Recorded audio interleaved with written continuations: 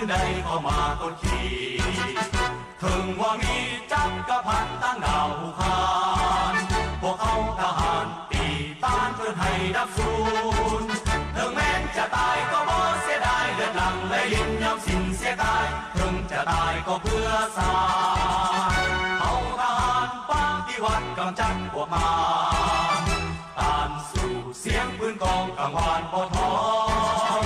อาลาวก้าวหน้าแข่งกันเพื่อต้านยันศัตรูบ่ให้อยู่ในดินลาคือฮู้นำกันแล้วว่าการก่อสร้างพนักงานนักรบให้มีคุณภาพพื้นฐาน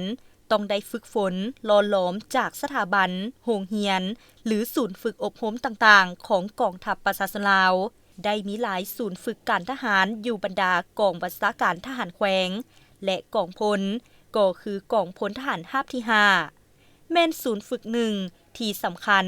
ในการยกสูงพละบทบาทหน้าที่การเมืองของตนอย่างตั้งหน้า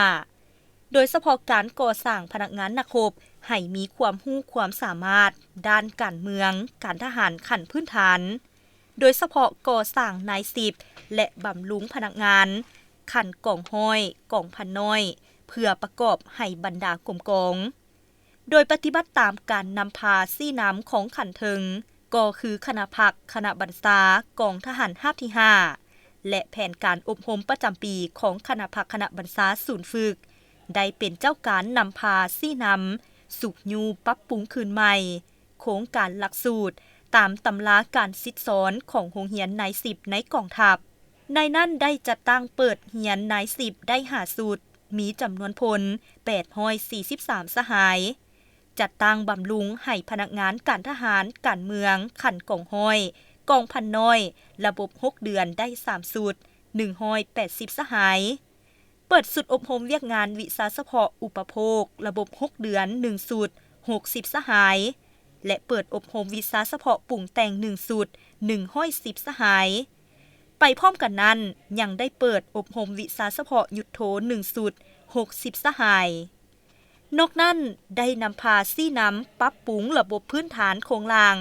ประกอบอุปกรณ์หับไซเข้าในการเรียนการสอนให้มีความสามารถ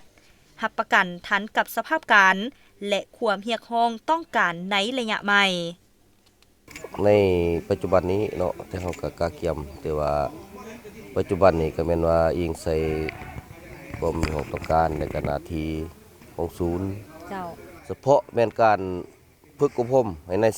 10และบำรุงใน100เนาะระบบ3เดือนแต่ว่าผ่านมาที่เฮานี่ก็เอิ้นว่าการคิดการสอนก็อิงใส่โครงหางการจัดตั้งการเรียนการสอนระบบถือว่าถูกต้องตามวาระสำคัญก็แม่นว่าพนักงานครูอาจารย์ก็เลยขึ้นห้องปกติการปฏิบัติระเบียบแบบแผนพร้อมนั้นก็แม่นว่าเอาใจใส่ในการนอกจากการทำเรียนแล้วก็เป็นการนั้นเอิ้นว่าการเตรียมพร้อมสู่รบนักเรียนใน10หรือว่าพนักงานเฮาก็ต้องได้ให้มีประจำการ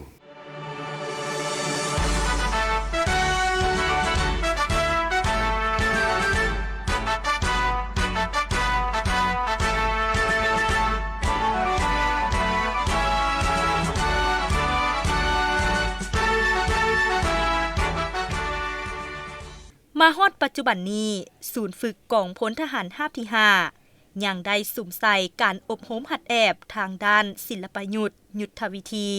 เพื่อสร้างให้พนักงานนักรบโดยเฉพาะนักฝึกอบรมมีความเข้าใจต่อบรรดาบทเรียนเพื่อนำไปจัดตั้งปฏิบัติหน้าที่การเมืองภายในกรมกองของตนให้มีผลสำเร็จสูงปัจจุบันถือว่าเฮาได้จัดตั้งหัดแอบนักเรียนใน10สูตรที่9มีอยู่2จุดประสงค์ภาคที่1ถือว่าเป็นภาคทฤษฎีภาคที่2ถือว่าภาคจัดตั้งปฏิบัติอยู่สนามภาคทฤษฎี1เฮาเสนอเกี่ยวกับจุดประสงค์ขาดหมายและเนื้อในของการเรียนการสอนหรือภาคทฤษฎีปืนต่างๆอยู่ในห้องเรียนถือว่าภาคที่2เป็นภาคปฏิบัติจัดตั้งหัดแอบภาคจัดตั้งหัดแอบเฮาจะแบ่งออกเป็นอยู่3ภาคส่วนภาคส่วนที่1ถือว่าหัดแอบทาจังหวะภาคส่วนที่2ถือว่าหัดแอบเลี้ยงจุ่มภาคส่วนที่3หัดแอบหม่างประกอบอยู่สนามสั่งรวมแล้วศูนย์ฝึกกองพลทหารราบที่5แม่นได้เฮ็ดสำเร็จหน้าที่การเมืองของตนที่ขันเทิงมอบหมายให้โดยเฉพาะแม่นการจัดตั้งปฏิบัติการเรียนการสอน เอาใจใส่อย่างตั้งหน้าบวกกับบรรดาครูอาจารย์ได้ซิดซ้อนขึ้นห้องลงห้องถูกต้องตามข้อกำหนดกฎระเบียบของศูนย์ฝึกวางออกสร้างได้พนักงานนักรบที่มีคุณภาพเฮ็ดให้ศูนย์ฝึกมีใบหน้าใหม่และมีความเข้มแข็งขึ้นไปเรื่อยๆ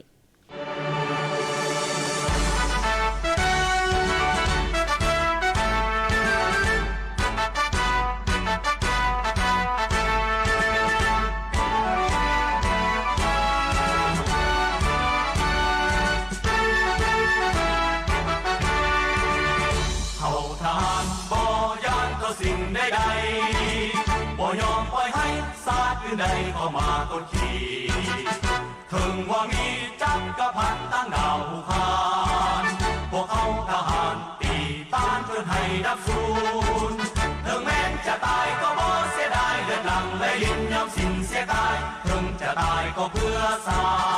สตร์เขาทหารปฏิวัติกำจัดพวกมารต้านสู่เสียงปืนกองกังวานบ่ท้อ